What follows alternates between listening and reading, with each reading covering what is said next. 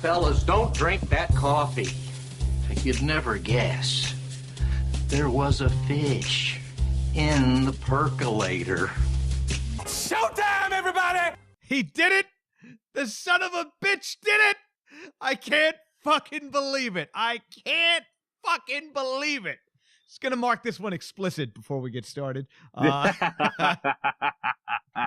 so happy. I'm so happy that I talked to you today and there was a smile across your face, Scott. I was so worried. I was so worried right until 3 minutes into the episode. And then I'm like, okay.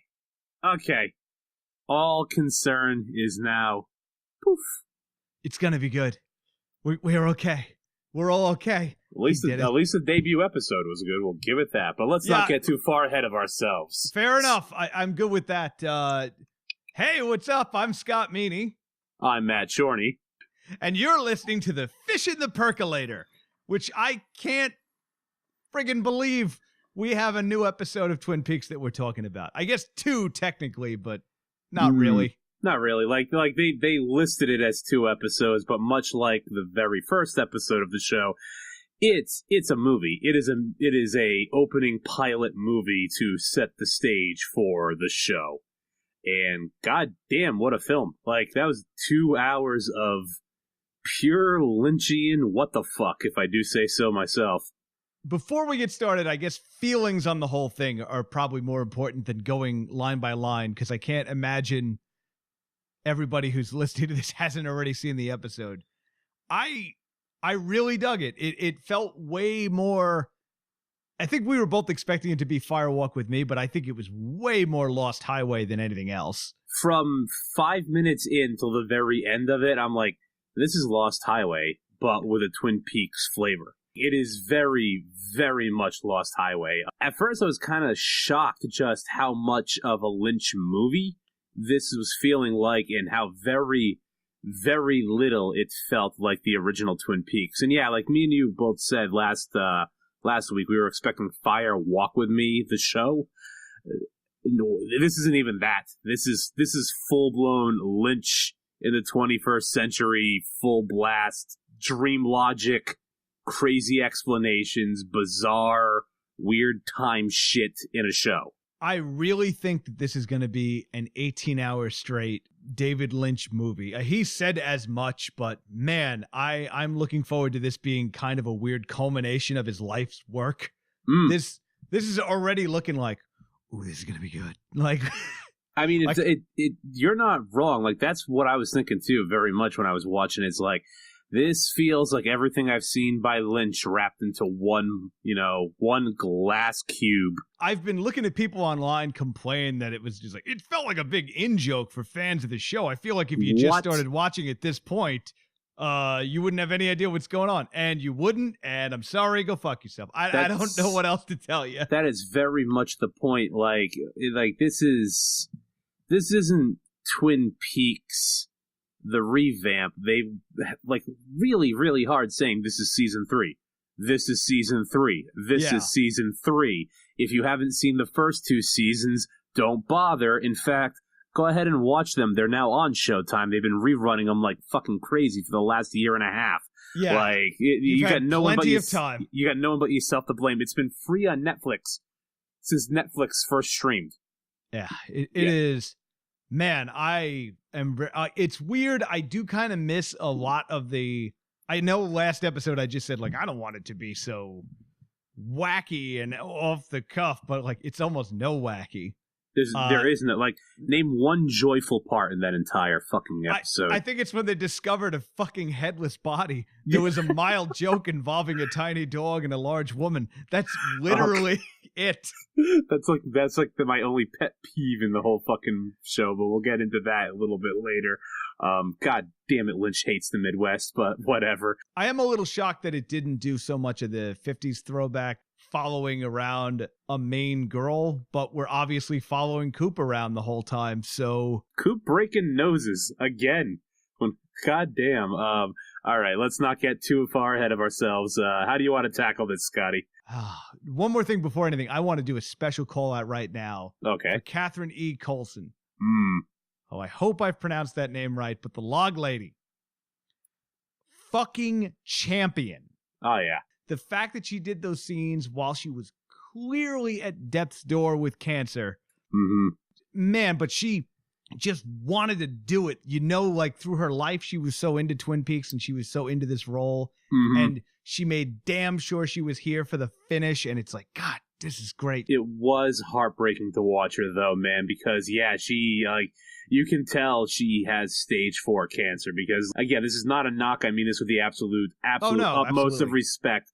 When you're in stage 4, there's no amount of makeup in the world that can make you look like you're not sick. Hero move. Oh, absolutely. Log Lady it was such a loss to not have her in this. And when you heard that she died before they finished, I'm like, no, this was... Oh, that's what made me worried. I was so worried. And God bless you, Catherine.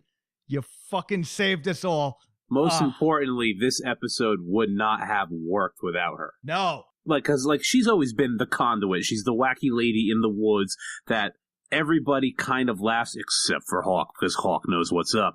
And, right off the bat in this fucking show, it's like, Hawk, shit is happening. I think you know what I mean. I do, Log Lady. I'm on my way. And it wouldn't have worked without her. There could have been no other character to pull that off. She needed to be there. God, I'm glad she was. Like, it really, like, I saw that and it was like, my heart felt good. Like, it was like, she did it, the champion. I didn't want to start this episode without going, Catherine, you fucking badass. Like, great.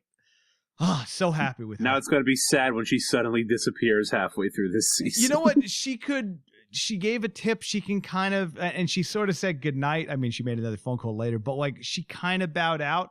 She did. Yeah. And Hawk kind of she said goodnight, Hawk, and Hawk gave her the goodnight. And it's kind of a goodbye, Catherine, which must have been brutal to shoot. But either way, it's like, we got a lot to get through on this one. All right, we got a lot to get through. Okay, so let's establish right now that we're not going to have any answers here, obviously, because we only watched 1 and 2.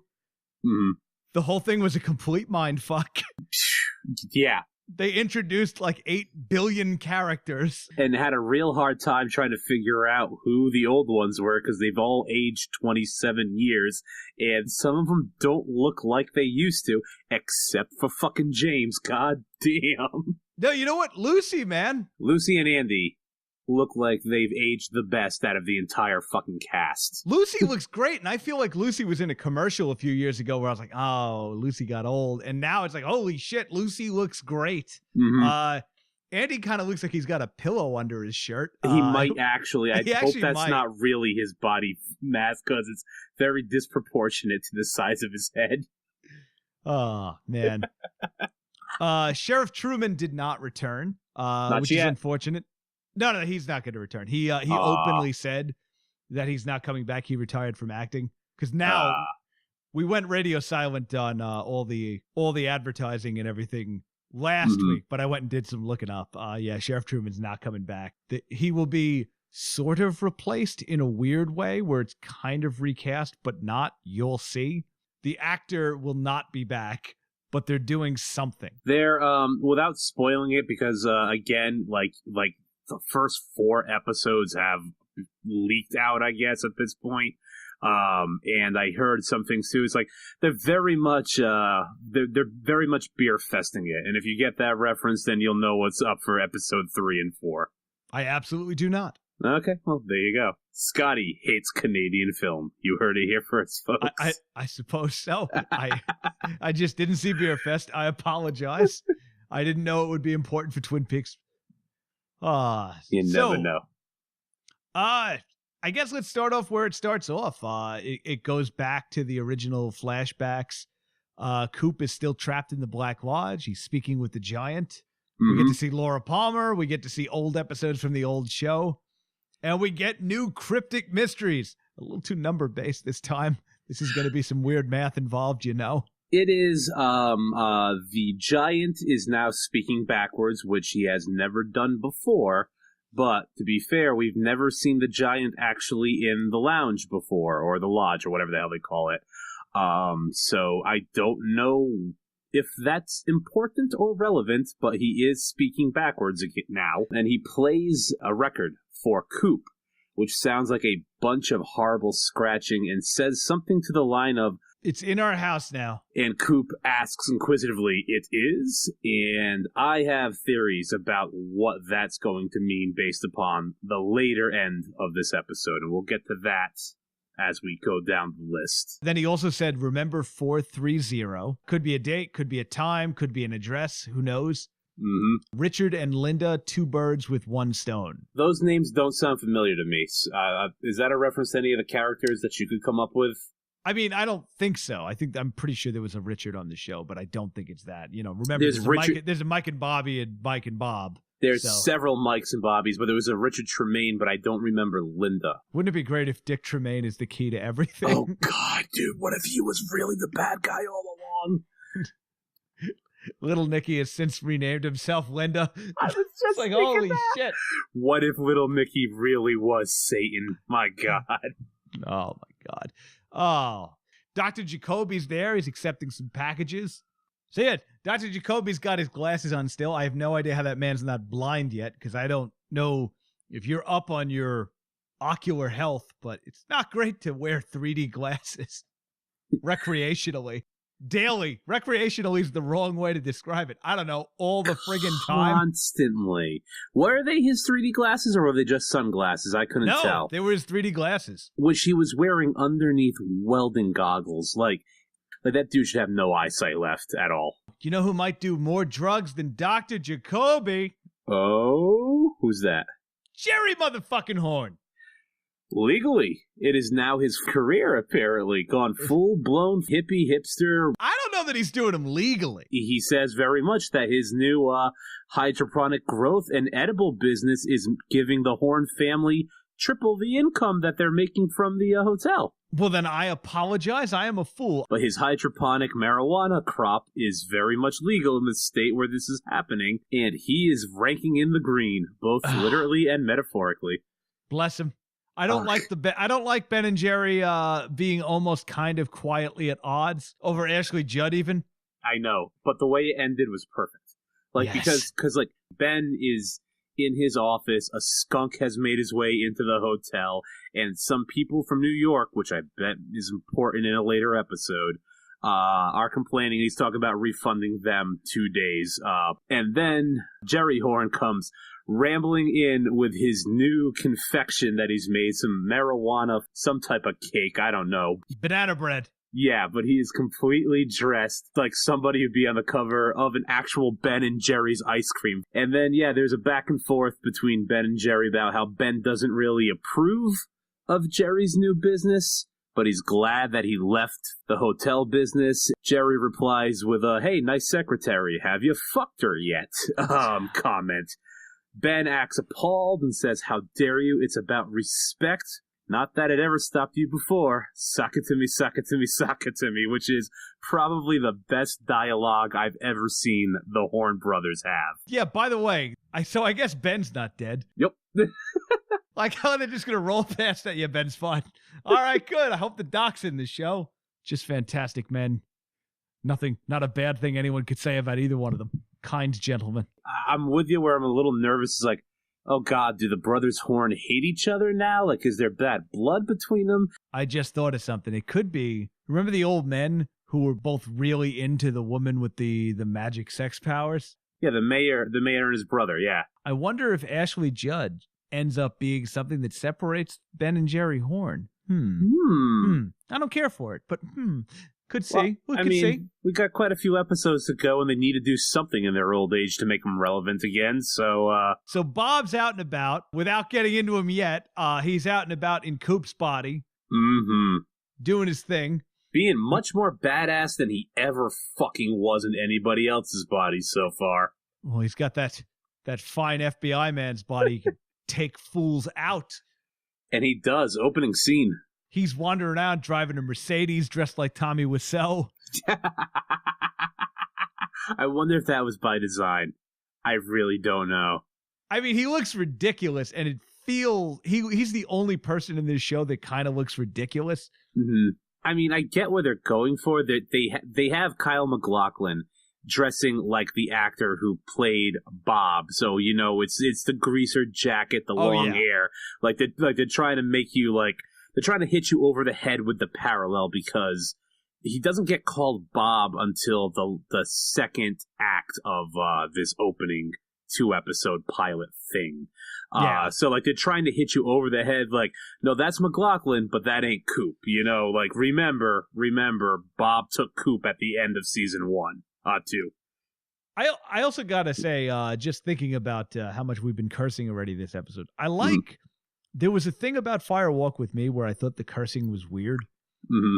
There's a thing about that movie where the cursing struck me as strange. I didn't mind the nudity because there was always implied nudity, but for some reason the script never had cursing. Right. Well, it was on CBS, that's why. But it also had that like weird homey 50s thing to it where like it would have felt weird for someone who would be like, what the fuck? Like it would have been weird. So there's something that always struck me as strange about Fire Walk with Me when people would actually curse. And I like that so far this series, they do curse, and that's limited. It's limited. It didn't strike me as weird once, not one thing. And the nudity is always like Twin Peaks should have had nudity.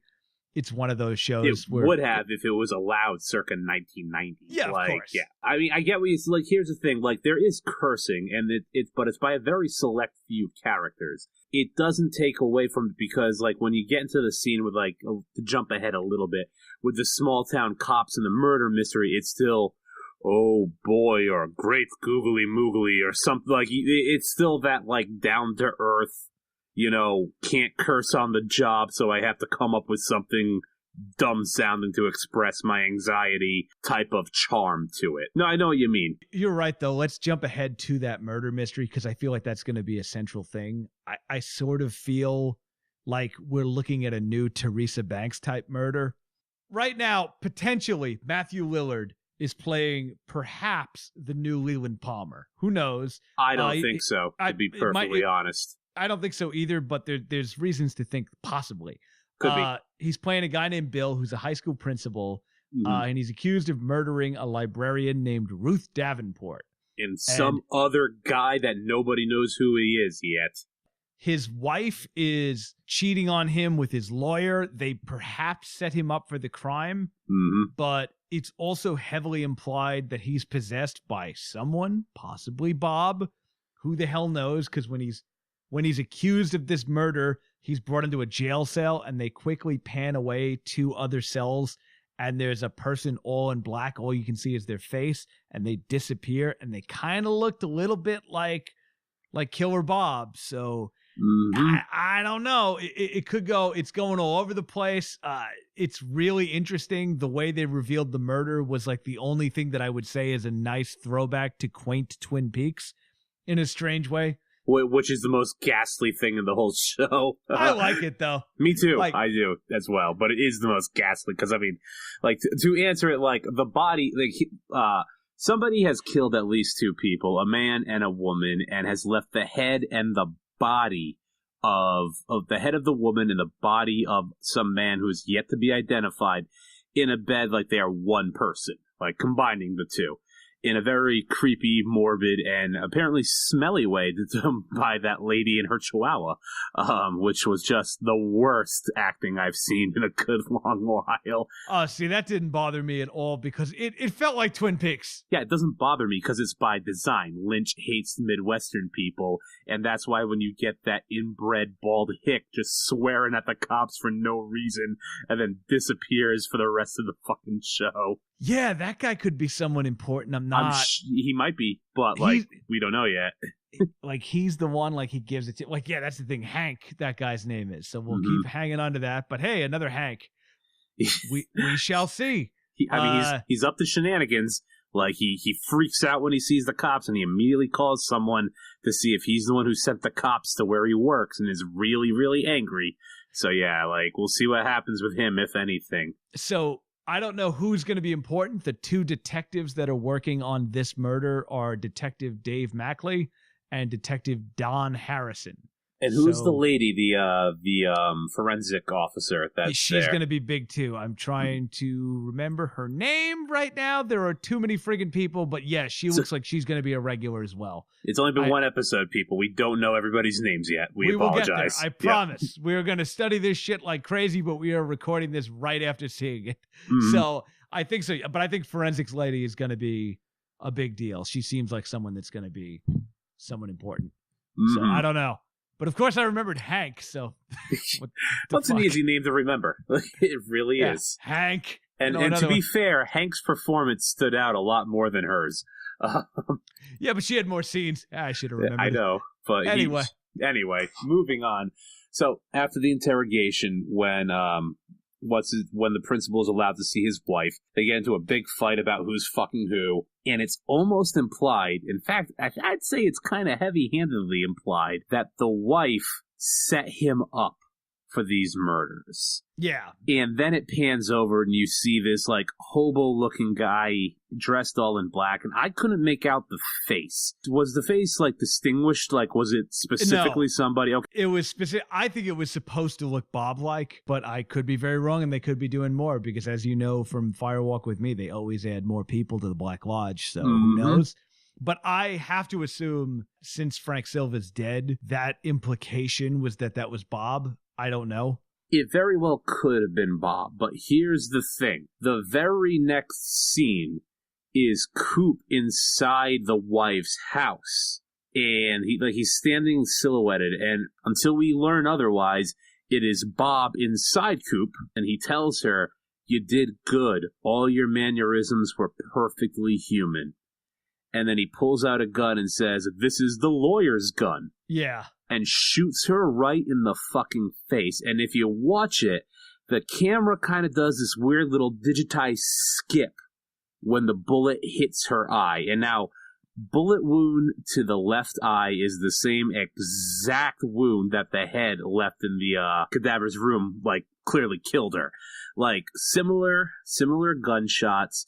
It's implying that Coop did it, and it also implies that whoever the wife of this principal was may have also been possessed by one of the lodge dwellers. See, I'm going to say, throwing this out here right now, I think that means that Bob is possessing Matthew Lillard. I think he's possessing Matthew Lillard and doesn't want to be trapped in jail, so he's going to frame the lawyer and kill everyone that hurt that character. Could be. Could be.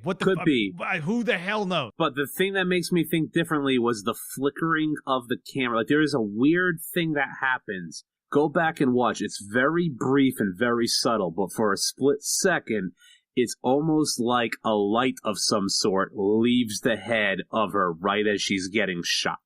Okay, I'll check it out. I didn't notice, but it sounds cool. I'm definitely going to be rewatching. This is going to be a True Detective type watch for me, where I know I'm going to watch it 400 times. Yeah, The Notebook comes out on the second viewing. Yeah. Yeah, exactly. That's exactly what I did, too. Because truth be told, I did watch this twice, and I still missed it. But I guess let's go through Doppelganger Coop, because that kind of leads into this, right? Just wasted me. By the way, heavy violence in this. Like, really, even Firewalk with Me wasn't this violent. No, like, and Firewalk with Me was a hard R. And this is brutal. Do you want to get into Coop first, or do you want to get into the glass room? Yeah, you're right. Let's do the glass room. A new thing for Twin Peaks altogether is that we have multiple locations now. It's not all in fact, very little of it took place in the town of Twin Peaks in this first episode. And we have a New York site now where in some building somewhere in New York, somebody is going through great lengths to watch a glass prison cell, possibly. It's something. It's like a porthole to the outside of the building connected to another glass box. The guy sitting there's name is Sam. Yes, and I'd like to thank mine and Meanie's mutual friend Blair for getting the part of playing that. No, that's not true, but god damn it, does he look like him. And it does. You know what? Blair Erickson is a public figure. That's completely fine. He's a director of the film Banshee Chapter. You can look him up, and holy shit, I didn't think of it, but man, that does look like Blair. I had to do a double take. I'm like, motherfucker, is he in this and he didn't bother to tell me or Scott? What the fuck? You know what? I thought he looked really familiar and couldn't place him. And now that you say it's goddamn, it looks like Blair. It's the old, like, Lynch loves the old expression, like, the scariest thing visually is is the outside shot of a brightly lit house, and inside the doorway is nothing but darkness. And that is exactly what this is. But around it, he's got a bunch of cameras, and later you would find out that this man's job is to sit in front of this glass cube and document anything he sees inside of it. And boy, does he.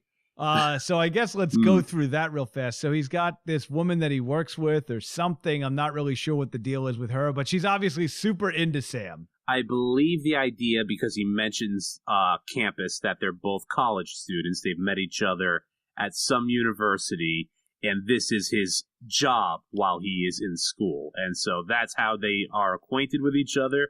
She theoretically works at a coffee shop or something, and the two of them just want to get a little bit closer is all. That's all they want to do, Scott. Well, fair enough. I think she's a little more into him than he is into her, but... he just wants to do a good job. He doesn't, like he's getting paid probably top dollar to sit on his ass and stare at the box of death. And you know what? Worth every penny. Because eventually the guard is not there. Tracy gets in. Long story short, bada bip, bada boop. All of a sudden, doing it. And Demon comes forward, kind of cuts him up pieces.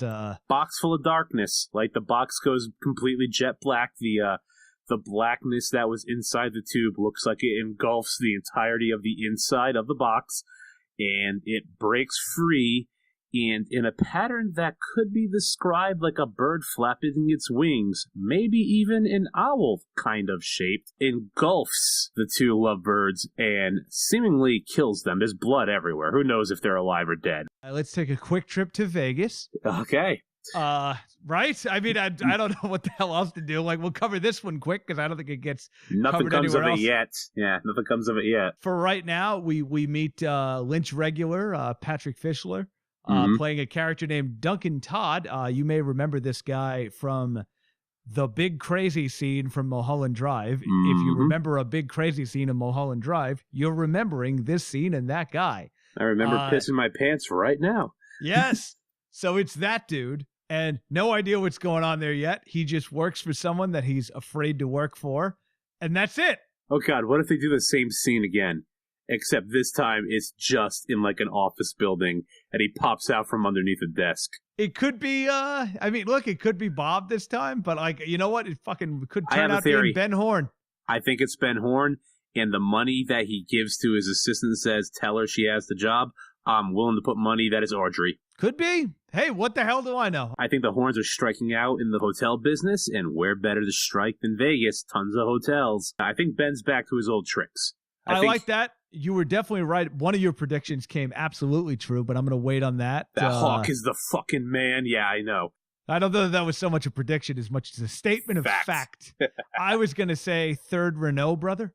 Ooh, yeah. Well, fourth Renault brother, but fair enough. Fourth, good Lord, there's a lot of Renaults. We don't know how deep it goes. We just know that Ben. You saw in the bar behind James, right? Jacques was there. Yes. Well, it's not Jacques. It's Jean-Michel Renault. Same actor, yeah. Damn sure read the credit. I wonder if they're going to do anything with him, or if that's just a nod, or if that's just like get everybody in here. I am the great Went. Well, the fat one never had the accent. Like that's the fuck. Not nearly as much as the other two. Oh, he totally did. He absolutely had it, like, heavy accent. I just remember him sounding like Jabba the Hutt. Bite the bullet, baby. Yeah, okay, fair enough. If you're saying that in exactly his voice, but not considering that an accent, then we are in agreement. That is how he sounded. Like, look, he had a strange accent, but it was not a French Canadian one. Is all I'm saying. It was just weird. His two brothers, though, most definitely did. And that doesn't mean anything, so let's continue. Agree to disagree, but fair enough.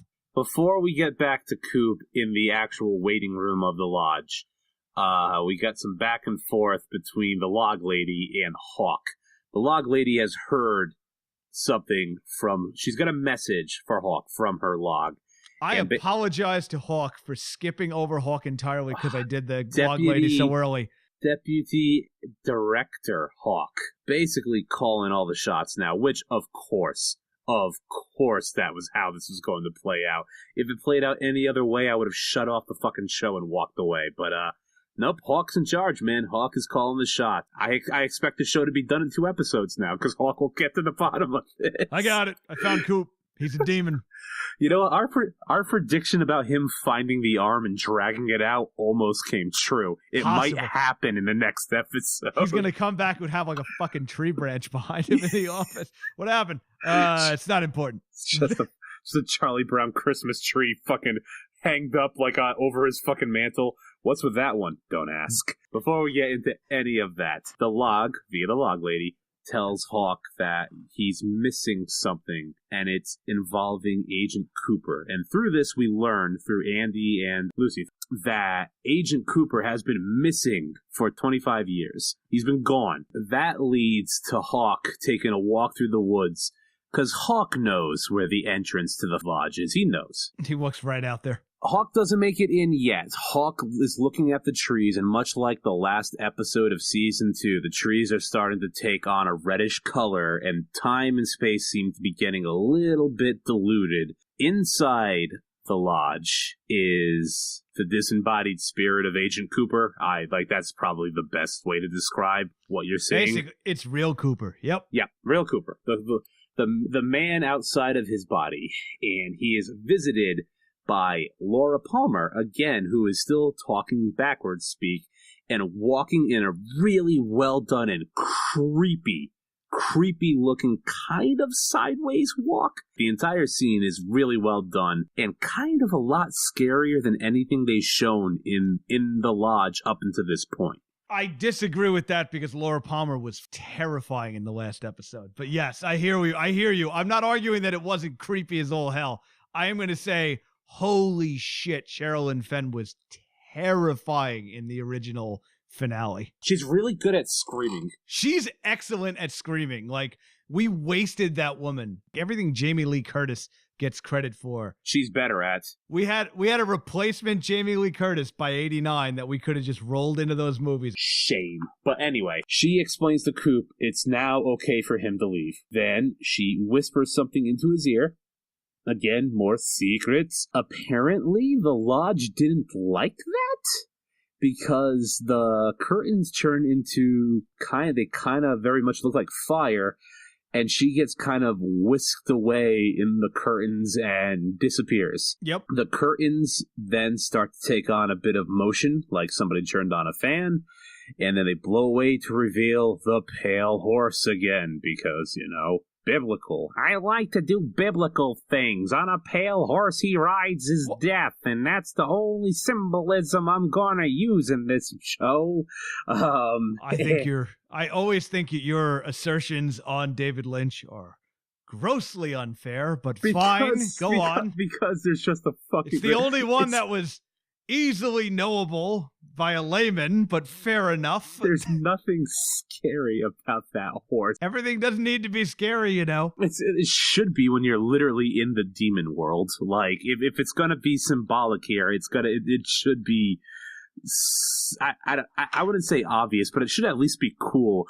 Like, every time I see that horse, because it was kind of a late entry thing in Twin Peaks originally, I go back to Invader Zim, like, it's a room with a moose, the most horrible thing you can think of. Ha ha ha, a horse in the corner of an indoors house. And then Coop is back in the seat as if he had never moved, but he did, but he's back in there. And Mike, Mike, who's actually, is that the same actor? Yep, same dude. Looking fantastic for his age. It's Philip Gerard. Philip Gerard, what? Mike is... Philip Gerard and Mike are kind of theoretically the same person. I mean, it is Mike. In the way Evil Coop is Bob, Philip Gerard is Mike. So it's Mike. Yeah, either works, I guess. See, the way I've always looked at it is Mike is the one who removed the arm. The man from the other place is the arm, and the arm is the bad one. or at least the unsympathetic one.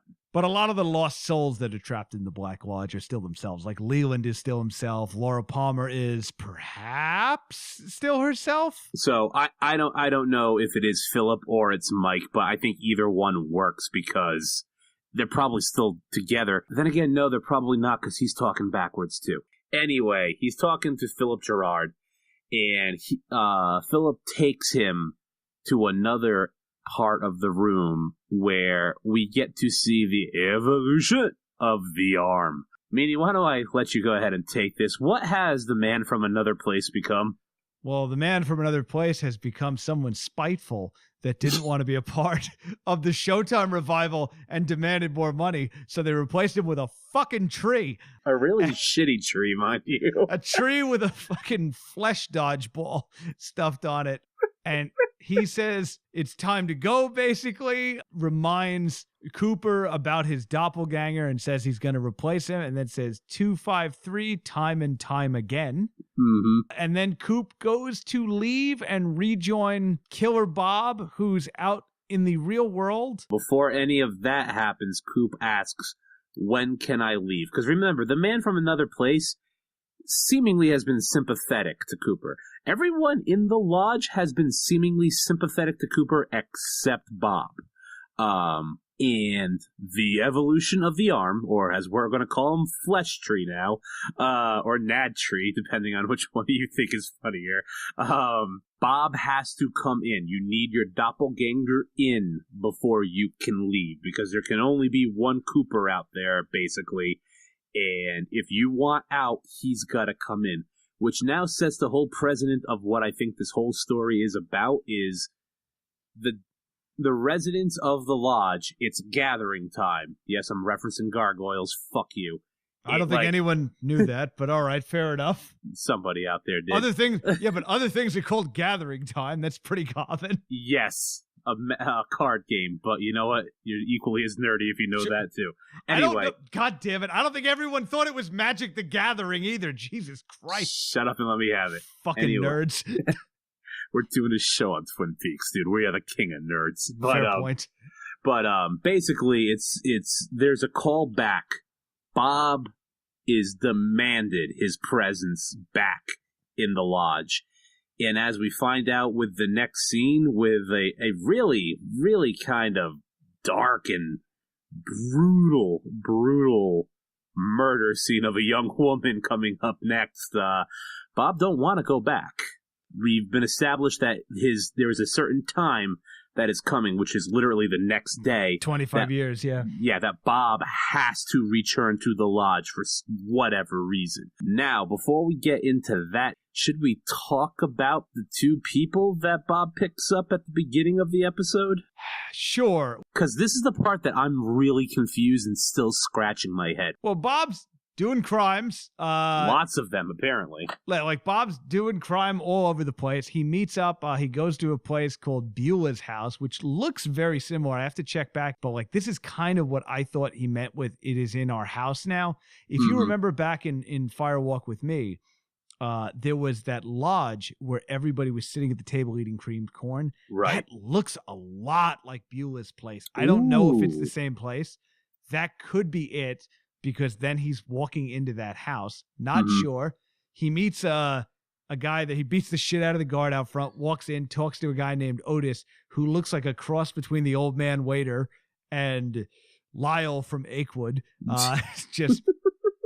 He picks up two people, Ray and you're not going to see her no more. Is it Daria? It's something like that. Yeah. Daria, something to that effect. Picks her up. They go out to do some dirt. They meet a guy named Jack. Before they leave, though, something very, very specific happens. There are two people. One looks like a teenage boy, and the other looks like is completely obscured in shadow, but is in a wheelchair. And before Ray and Daria, I don't know if her name's Daria, but we're going to call her Daria because that's what my mind comes up with. As they leave, they both kind of caress one of them and leave, which makes me think: are Ray and this woman, are they both lodge residents as well? I don't think Ray and that woman are lodge residents, but I do think that other people that I think Beulah is at the very least. Like, I definitely think so, because I think that that's the fucking lodge from Fire Walk with Me. I don't know. Then who the hell are these two, and why does he need? Look, we know that he needs Ray to get information about something. They could be regular people that were just criminals caught up in a criminal enterprise. So, Possibly, I don't know. Possibly, because there's something about gun smuggling and all this other shit. Like, but they're just doing crime, but somebody wants to whack Bob. Yeah, and that's the undercover story, is that those two have been hired to whack Bob. But that comes to a head later in the episode. First, there's they pick up a third guy. I don't know what the fuck his purpose is there, other than for Kyle MacLachlan to give him a really creepy face massage. Yeah, that was odd. That was... making him talk or something? I don't know. Thing, but they have a third guy at a diner scene where Ray and, Bob have this back and forth where Bob tells him, I don't need anything from you. What I want from you is information. He's looking for coordinates. He's looking for a geographical position. Okay, and the next time we see Bob, he's coming back into his hotel room. And Daria is pretty much, for all intents and purposes, naked on the couch and hanging up a phone in haste and terrified that he's coming back. You find out that the two of them that Bob picked up actually have a contract to murder him. For some reason, Ray says he got locked up for bringing guns across the border, which Bob does not believe is true, and basically left the poor woman hanging to kill him herself with absolutely no backup, in which case Bob's no dummy. Like, Bob's got him on tape discussing it. He's got him on a Diane recorder. He does have him on a Diane recorder, which, is that a different message, or is that the message she just hung up on? Because they end the same exact way. That's literally what they just said. Yeah, so Bob's got some clear magic working. It's magic. Which I don't know if that's what scares the woman, or the fact that she realizes there's no way Bob's not going to kill her. And he does. After Bob shoots her for, obviously, being a contract murderer trying to kill him, he sets up a computer that's operating system must be Windows 92. I think it's Cooper's old gear. I think he's using Cooper's gear still. It very well could be. 25 years later. Although that's ridiculous, because our computers were nowhere near that good back in... You know what? This opinion sucks. I don't like this. It's got Google Earth on it and shit. Never mind. All the computers in this show, though, like even the ones in the actual police are using, seem like they're stuck in the 90s. The tech is modern, but the operating systems all look and act extraordinarily old. It's kind of bizarre. Possible. In the middle of searching through Coop's old, searching through the FBI's old, I guess even if an agent's AWOL for 25 years, his username and ID still work. Well, he could have got a new one over the years. Magic. Yeah, really. He has magic. What are you going to do? Because as he's doing this, his little device starts talking to him. He gets a phone call from what is almost certainly Mike. Calls him Bob. And at first he doesn't know who the hell it is. He asks, is this Philip Jeffries? Which indicates that he's been using ex-FBI man lost to the lodge, Philip Jeffries, as a contact to figure out what's going on throughout the years. But it's not. It's immediately brought up that he met up with Garland Briggs, not Bobby Briggs. Yep. Yeah, so something happened with Major Briggs. So they're not just going to write him off and pretend he died behind the scenes, so that's great. I'm guessing Bob just killed them behind the scenes, but we'll find out later. But that's probably what happened. Like, you met up with Major Garland Briggs. Like, he probably killed Briggs there, but that'll work. I'm fine with that. That's fine. You got to do something. You got to do something with it, so I could work with that. And then, he tells him, you are coming back to this lodge. So that's what happens. He runs next door. He's got his mistress there. And he's planning something next for the next episode. It's not the last we see of him either. The last we see of him, he's tearing ass down a highway, and the lodge is trying to swallow him whole. But what comes of that? Well, we'll get to that in a minute. But Bob is scared, and that's an interesting character development in a character that hasn't had any development yet. Yeah, so I guess, fine. Let's do the jump off the bridge thing. Like, I don't know how the hell, like this episode is so like, I don't know how do I describe the ending 5 minutes of this fucking episode? All right. So, cuts back to real Coop inside the lodge, peering through the curtains and seeing what his body is doing. And his body is tear-assing through a fucking desert highway. And it seems like Doppelganger Coop is about to slam into the opening of the lodge. This is basically establishing, along with the glass box and everything, is that lodge doesn't just have one entry and exit point. It's actually probably got several around the world, or at least around the country. Parts of the lodge apparently are being documented about leaking out, i.e. the place in New York that's now under surveillance and this place in the middle of the fucking highway. Yep. And right before Bob is about to enter the highway, the man with one arm yells to the tree person, something's wrong. There's something wrong here. And the lodge begins to fall apart.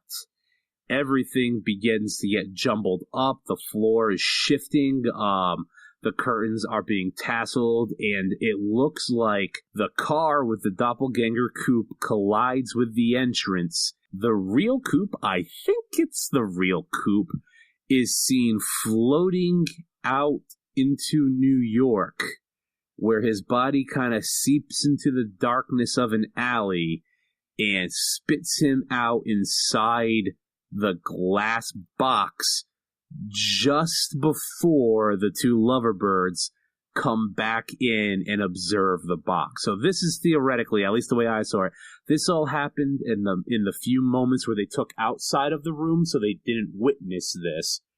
But my theory is when Coop did that, because like some weird fucking 1996 The Cell style fucking camera trickery shows some weird things happening to that box, kind of moving in a fourth dimension.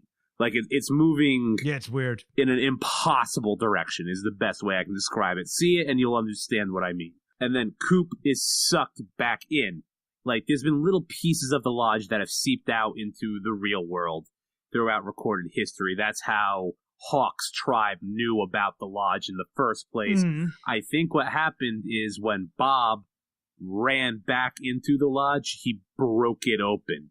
Like, because the very next scene that's, happened early in the show, but it's going to happen later in the timeline, is that box fills up with some sort of carnivorous darkness that rips these two people apart. So that's my theory of what happened. Well, at this point, who the hell knows? Last thing of no value, James shows up.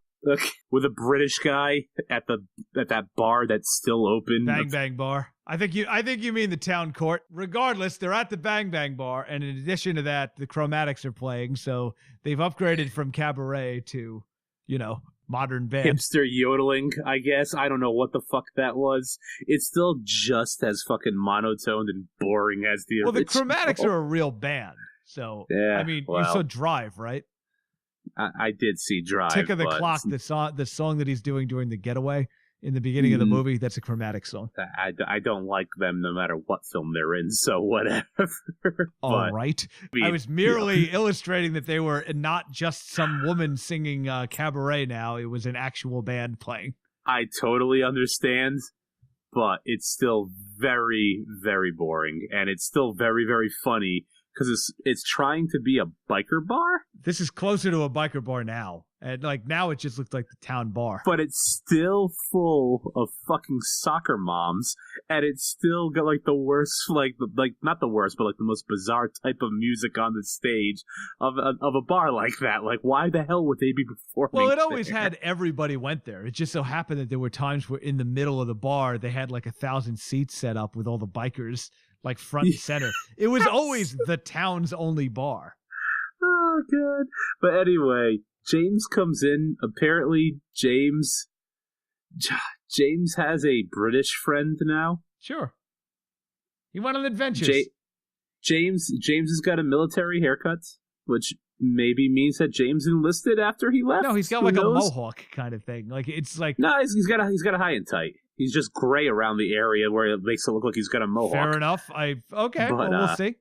I'll tell you what, I'm sure we'll get a better look at James in the later episodes. Oh God, yeah, I'm so pissed off that like of the few originals that made it into episode 1, that he is one of them. And we hear through some ladies banter and chat that no, James is not a weirdo like everybody thinks. James is actually a really nice guy. He just crashed his motorcycle a couple years back, and he's a lot quieter now. And all I'm thinking is, how the fuck did James get quieter? That's a fair point. Yeah, he was not a loud gentleman. That's to be He's sure. not at all.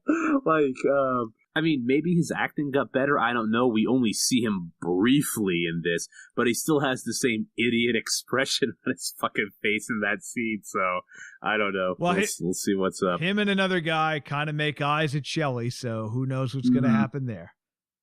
All right. I think that's, for the most part, all the plot and character introductions. What a rambling mess, and there was no way to do it otherwise, folks. I don't really know how the hell else to be like, It's a mess of a show, Scott, so like the only way to describe it is via the way we saw it. And then this happened, and there was this guy here, and then he was doing this, like, why the fuck? Like, well, I guess we should go back to Bob. Now, how the fuck are we going to do this? It's a show that's supposed to inspire thinking. So, like, doing a bullet point by point presentation kind of defeats the whole fucking I agree. purpose. Can I just say something real quick? I'm so glad we decided not to do a commentary track our first time through with this shit. It would have just been, what the fuck? Like, because I was literally watching for 2 hours, just like silent. It's going to be at least another 5 weeks before some of this even begins to make sense. Yeah, I agree. Like, we'll rewatch it. Maybe we'll do that for a rewatch. But for right now, because like Lord knows we're going to be rewatching this 40 times to see what the hell everything else is. If you're listening to this now, episodes 3 and 4 are already available. We will be doing episode 3 and then episode 4 in separate episodes of Fishing the Percolator.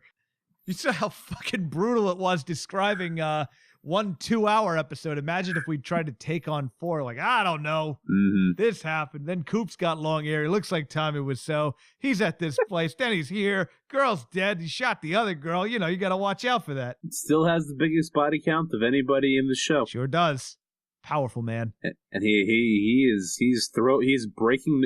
broke at least 2 noses in the first episode. And then shot at least 2 people. Coop, all forms, just collecting throats. I keep the ears as a reminder. All right, I'm good with that for this week. Yeah, me too. You want to take us out of here, Sure, Meanie? why the hell not? Hey, everyone, thanks for listening. That's been this episode of Fishing the Percolator. As you can see, we've been throwing them up on YouTube now, in addition to iTunes and Stitcher and wherever else you can find fine podcasts, such as ours.